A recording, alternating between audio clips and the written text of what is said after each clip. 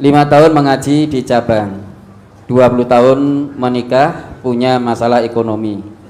Keluarga, anak 6, 4 putra, 2 putri. Anak pertama putri punya anak 2, keduanya laki-laki, berumur 4 tahun, yang kedua 1,5 tahun. Suaminya meninggal Agustus tahun 2020. Sekarang kembali jadi tanggung jawab kami. Kerja saya serabutan. Yang jadi masalah, istri tidak pernah terbuka masalah utang. Setelah banyak yang menagih, bingung. Saya coba masalah ini kami konsultasikan kami konsultasikan ke pengurus. Istri tidak mau juga terus terang. Utang untuk apa? Jawabnya singkat, gue butuh wis ben, utangku tak tanggung jawab. Padahal istri tidak ada usaha kecuali ngurus rumah tangga. Pagi-pagi sudah beres-beres, masak, nyuci, terus pergi ke rumah orang tuanya 500 meter dari rumah kami setiap hari begitu. Pernah ngomong, boleh tidak mau kerja pergi ke Jakarta. Sudah 12 hari ini meninggalkan rumah. Saya tunggu rumah hampir tiap hari, ada koperasi mingguan yang menagih. Mohon tausiahnya Ustaz. Tausiah seperti apa? Kalau memang punya hutang, tausiahnya bagaimana? Disaur. Kalau punya hutang ya disaur. Itu nasihat agamanya begitu. Ya, kalau punya hutang tidak ada jalan terbaik kecuali nyaur utang itu. Ya. Kalau memang belum punya, koperasi mingguan yang datang tadi ya disemayani. Kira-kira mau apa tidak? Semayani, wong tidak punya betul kok. Makanya jangan asal hutang. Seorang istri kalau mau hutang izin suami. Karena kewajiban memberi nafkah itu ada pada suami. Maka jangan perberat suami dengan hutang-hutang istri yang tanpa izin itu. Berat suami. Banting tulang, banting daging, gegering nanti gosong-gosong. Mencari nafkah untuk kebahagiaan, untuk memenuhi kebutuhan istri dan anak-anak. Lah kok istri utang tanpa izin, hati-hati. Istri yang seperti ini menurut Nabi, dia tidak akan dilihat oleh Allah pada hari kiamat tadi. Tidak akan dilihat oleh Allah pada hari kiamat nanti. La yanzurullah azza wa jalla ilam ra'atin la tashkuru li zawjiha wa hiya la tastaghni anhu. Kata Nabi begitu. Allah azza wa jalla pada hari kiamat tidak akan melihat sama sekali kepada seorang istri la tashkuru li zawjiha, yang tidak ngerti berterima kasih pada suaminya. Wa hiya la tastaghni anhu, tidak berterima kasih pada suami berarti dia tidak merasa cukup atas pemberian suami. Banyak tuntutannya. Ketika suami tidak bisa memberi lebih, istrinya hutang tanpa izin, berlaku nusus, melupakan kewajiban dengan sengaja. Ini nusus. Maka istri yang seperti ini kalau tidak bertobat, jangan harap di akhirat dilihat oleh Allah. Karena dia tidak pernah bersyukur atas pemberian suaminya. Terlalu banyak tuntutan, terus menuntut, bukan untuk memenuhi kebutuhan hidup, namun untuk memenuhi gaya hidup. Minta ini, minta itu, pengen kancane, pengen tonggone. Tonggone punya kulkas, ini minta lemari es. Iya. Tetangganya bisa dibelikan perhiasan oleh suami, istrinya ngedrel pada suami, pengen perhiasan yang sama. Tetangganya rumahnya dicat, ini juga minta dilabur. Jadi apa yang diterima oleh istri tetangga, istri yang seperti ini selalu nuntut pada suaminya. Tetangganya dibelikan sepeda motor, istrinya minta juga. Dibelikan mobil, istrinya juga minta. Ya. Istri yang seperti ini tidak pernah berterima kasih pada suami. Ketika suami tidak bisa memberikan apa yang diminta oleh istri, istrinya akhirnya hutang sana, hutang sini tanpa izin suami. Kalau pagi sudah beres-beres kemudian pergi, kenapa? Karena takut ditagih. Ya toh, tadi setiap pagi datang koperasi mingguan, biar saya ngedepi suaminya. Ketika ditanya suami untuk apa, gue butuh, padahal kebutuhannya untuk makan minum sudah diberi oleh suami. Suami sampai bingung, gue butuh apa gitu loh. Akhirnya butuh pokoknya wis ben, sehingga butuhnya pokoknya wis ben. Nah suami yang seperti ini kan bingung, iki piye istriku ki ditanya gue butuhnya apa, butuhnya pokoknya wis ben.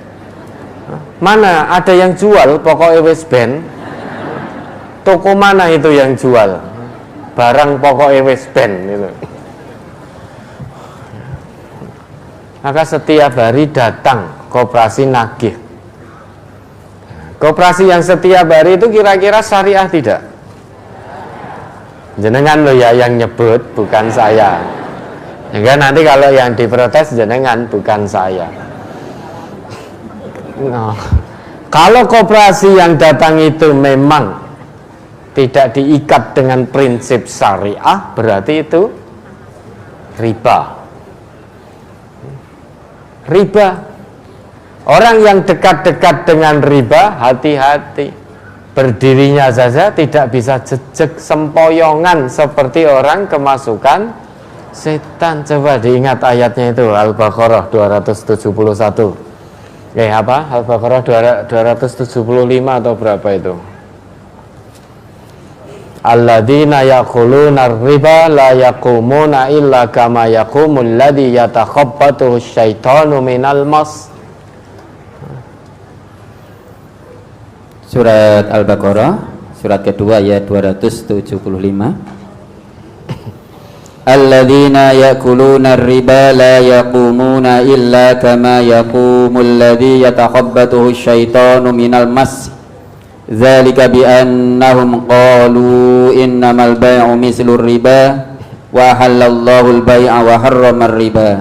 Faman ja'ahu mau'izatun min rabbih fantaha falahu ma salaf wa amruhu ila Allah wa man 'ada fa ulaika ashabun nar hum fiha khalidun. Orang-orang yang makan atau mengambil riba tidak dapat berdiri melainkan seperti berdirinya orang yang kemasukan syaitan lantaran tekanan penyakit gila. Ya toh, ini dulu. Orang yang terlibat praktek ribawi, dia tidak bisa berdiri. Dalam arti tidak tenang. Ya, baik yang memberi atau yang memakan atau yang diberi. Tadi koperasi yang datang, dia juga tidak bisa tenang. Moro ora enek, ora dibayar. Dia moro nagih. Setiap hari datang, tetapi ternyata orangnya yang ditagih tidak ada. Yang nagih jadi marah-marah, jadi teriak-teriak, emosi. Hatinya tidak tenang karena uangnya khawatir tidak kembali. Maka dia juga sempoyongan seperti wong edan, nagih sana nagih sini, sing ditagih ora enek. Yang ditagih orang yang hutang juga seperti orang gila. sampai di rumahnya sendiri takut. Ya, berada di rumahnya omah-omahnya dewi loh. Sampai takut setiap pagi harus cepat-cepat pergi meninggalkan rumah. Soalnya apa? Kalau tidak seperti itu nanti akan didatangi gek sing nagih. Wah, itu kadang dengan cara halus tidak bisa, terkadang dengan cara kasar. Sehingga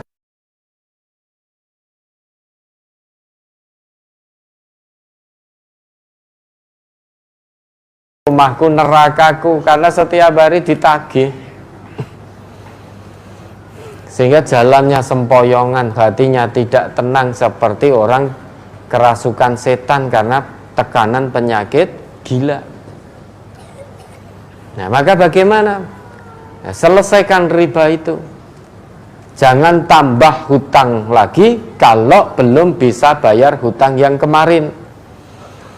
Nanti pinjam koperasi ini ditagih tidak bisa nyaur. Untuk nyaur koperasi yang sudah jatuh tempo, gali lubang koperasi ini. Nanti ini juga jatuh tempo, tidak bisa nyaur, gali lagi koperasi yang ketiga. Akhirnya lubangnya tergali begitu lebar sehingga nutup ora ono. Gali lubang sana, lubang sini, lubang sana, lubang sana. Banyak lubang yang tergali sing buat nutup tidak ada. Akhirnya piye? Sudah pergi tinggalkan rumah saja. Akhirnya suaminya nggak tahu apa-apa karena istrinya utangnya juga tidak izin. Suami ini bingung, bendino enek tamu. Tamu ini kewajibannya untuk diikromi, lah ini tamunya kok nagih-nagih. Padahal suaminya merasa tidak punya hutang. Nah, ini bagaimana solusinya? Maka selesaikan hutang itu. Kalau memang tidak ada, ya katakan belum ada. Jangan hanya mengatakan belum ada, tetap usaha menyelesaikan hutang itu. Usahakan hidup tanpa hutang. Kalau bapak tadi ada yang bisa dijual, dijual untuk nutup hutang itu.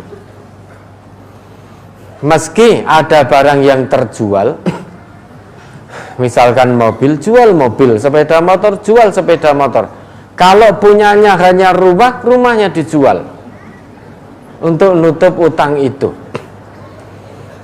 Dan jangan hutang lagi. Lebih baik tidak punya rumah namun tidak punya hutang, daripada punya rumah tapi di rumah sendiri takut. Untuk apa harusnya istirahat di rumah namun takut karena setiap saat didatangi? Lebih baik tidak punya rumah namun tidak punya hutang, hati menjadi tenang, daripada punya rumah mewah ning utange ning ngendi-ngendi, setiap hari ditagih, jelungan berangkat sebelum matahari terbit, pulang sesudah matahari terbenam bahkan tengah malam, sehingga takut ketemu orang lain. Nah, apa fungsi rumahnya kalau seperti ini? Ya, lebih baik jual rumah, tutup hutang itu. Dan nanti berteduh di mana? Berteduh di bawah langit. Insya Allah kalau niat kita lillahi ta'ala menyelesaikan semua hutang-hutang yang tidak dibenarkan agama itu, Allah akan tunjukkan jalan. Walladzina jahadu fina lanahdiyannahum subulana. Barang siapa yang mencari keridhoanku, pasti akan aku tunjukkan jalan-jalanku. Janji Allah ini imani dulu dengan hati, jangan terima dengan akal dulu. Kalau dengan akal dulu akan menolak kita dengan janji Allah ini. Lah ini duwene omah kok terus nginep ngendi nek tak dol. Untuk ini itu padahal mau nyaur utang riba itu. Kalau mau sambat pinjam ke teman ngaji, wong wis ya tak silih kabeh wisan. Sehingga sudah tidak ada lagi yang mau meminjami. Nah, tinggal rumah. Kalau kita hanya terima dengan akal, kita akan menolak. Engkau terus nginep ngendi. Kalau kita terima dengan hati, bismillah, saya akan sahur utang-utang riba ini. Seakan saya selesaikan semaksimalnya hanya mengharap ridha Allah. Saya bismillah mau hijrah dari riba. Meski belum terpikir saat ini, namun imani dalam hati dulu. Sambil berdoa pada Allah dan terus berusaha. Allah tidak akan pernah menyelisih janji yang telah ditetapkan. Nanti satu saat akal kita akan membuktikan, oh ternyata betul janji Allah. Namun kalau kita terima dulu dengan akal, banyak orang-orang yang hanya pinter akalnya tapi bodoh hatinya. Sehingga menerima seruan Allah, ojo korupsi, ning yo tetep korupsi. Itu akalnya pinter. Oh nyatane konangane suwe. Dia tidak yakin dengan Allah. Perintah Allah mencari rezeki yang halal. Allah akan turunkan berkah dari langit dan dari bumi. Janji Allah itu kalau hanya diterima dengan akal, kita akan menolak. Lawang nyatane seprono seprene ket 6 nganti duwe anak 7. Kerja dari pagi sampai pagi nyatane ya mung semene terus. Berkah dari mana? Nah, apa kita tidak menyadari? Meski jumlahnya kecil, kalau Allah turunkan full berkah, maka itu yang kita cari, yang kita harapkan. Jangan bisa lihat koruptor itu uangnya banyak tidak? Banyak, tetapi masih kurang. Karena apa? Tidak ada berkah dari Allah. Karena mencari dengan cara yang haram. Beda, jangan saksikan koruptor itu. Ketoknya uangnya banyak, makan enak, tidur di atas kasur empuk, tapi hati tidak tenang, hati tidak nyaman. Makan tidak enak. Bandingkan dengan orang lain yang mencari nafkah secara halal apapun kondisinya, ternyata tidur di atas lantai pun juga bisa ngorok. Makan nasi sego karak jangan, SKJ itu yo luar biasa iso glegen, wah itu nikmat sekali. Habis dahar bisa sare dengan begitu nyenyaknya, padahal hanya di atas lantainya belum keramik, masih leponan biasa. Makannya hanya nasi, duduh jangan sama lauk karak apa kerupuk, bisa glegeen. Habis itu bisa sare nyenyak karena hatinya tenang, turun berkah dari Allah. Ini yang kadang kita lupakan. Kayane nikmat itu nek duwe bondo akeh.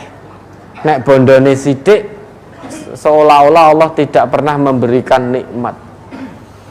Pola pikir kalau hanya kita terima dengan akal, maka janji-janji Allah tidak akan bisa masuk, tidak akan bisa kita terima, karena akal biasanya menolak duluan.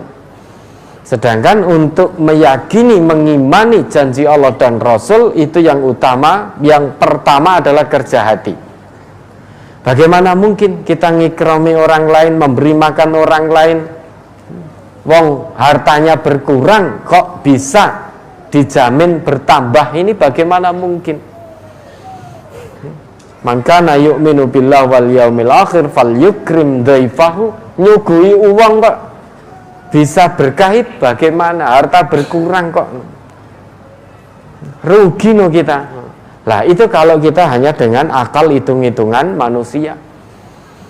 Kita nyugui orang habis 1 juta, berarti wah uangnya kelong 1 juta, eman-eman. Kita hanya menerima janji Allah dan Rasul dengan akal. Hitung-hitungan matematika manusia, bukan matematikanya Allah. Kalau matematikanya Allah, terima dulu dengan hati. Kalau sudah sampai bisa diterima dengan hati, maka janji Allah, Janji Rasul itu menjadi komitmen kita, kebutuhan kita kepada Allah. Maka hati akan tenang, datang tamu suguhi semaksimalnya sebagai bentuk ikram kita. Wes ora iman gitu loh, tidak iman.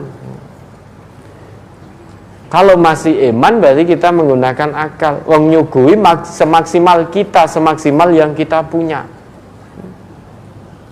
Nah, oleh karena itu terkait dengan pertanyaan tadi, maka yang utama pertama di sahur.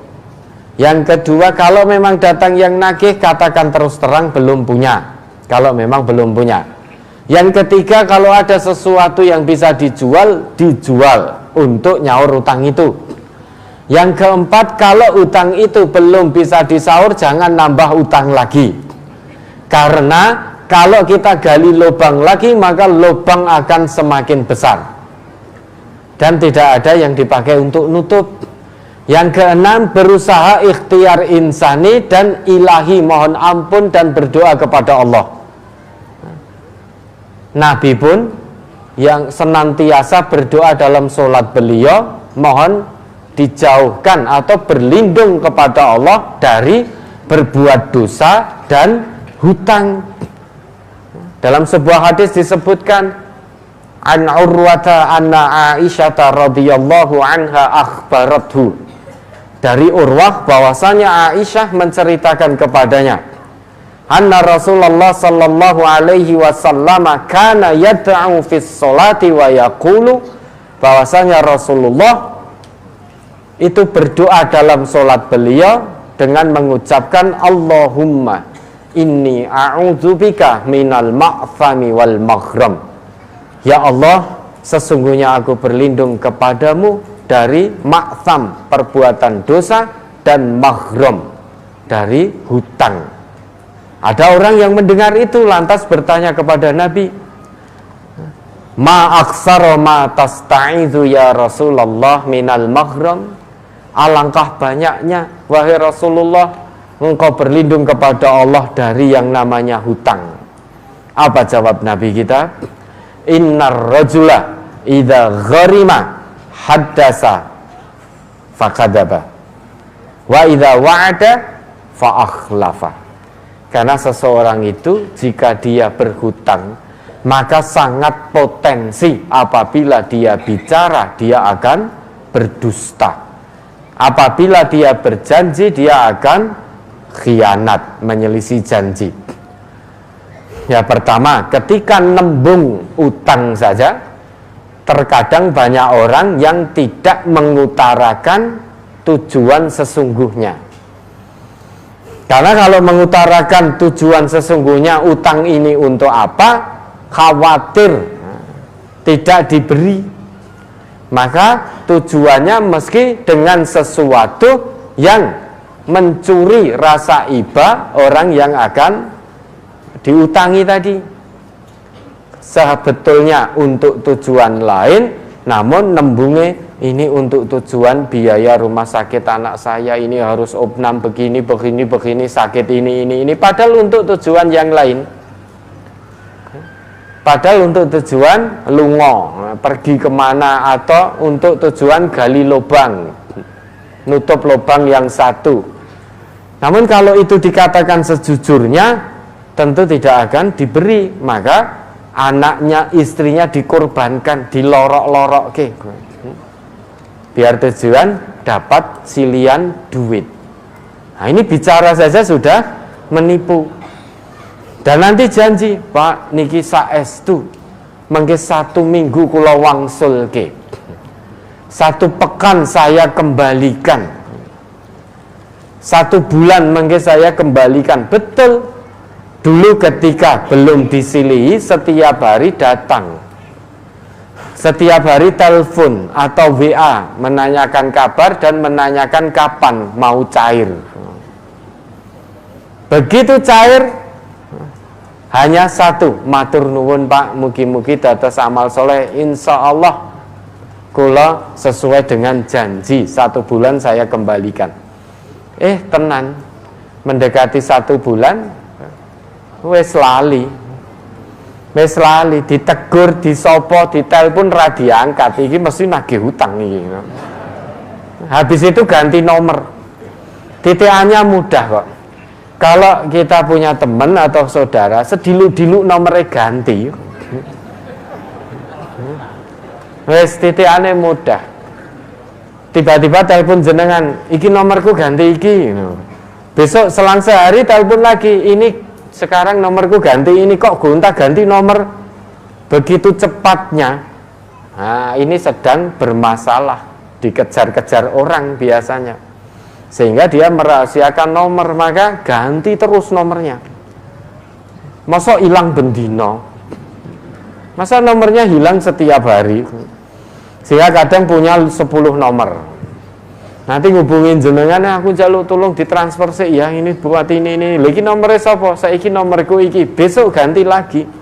Karena kalau nomornya tetap itu, mungkin jenengan telepon, jenengan tagih, maka dia ganti nomor.